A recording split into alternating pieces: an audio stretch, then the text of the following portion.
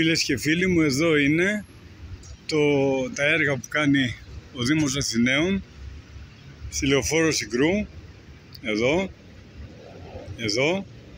στο καινούργιο μας πάρκο, εδώ, στο Δήμο Αθηναίων, δείτε, από εδώ περνάνε πολλά εκατομμύρια κόσμος κάθε πρωί, κάθε μέρα.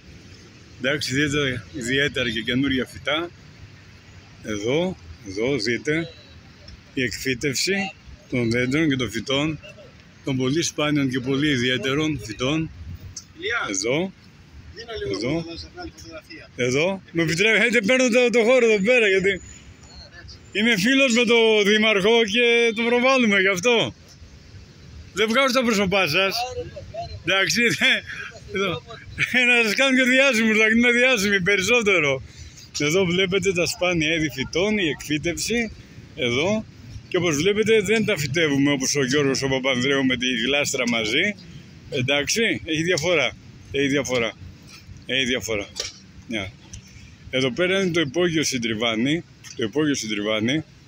εδώ που γίνεται, εδώ και εδώ πάλι οι εργασίες που γίνονται. Αυτά για αρχή, την καλημέρα μου και συνεχίζουμε.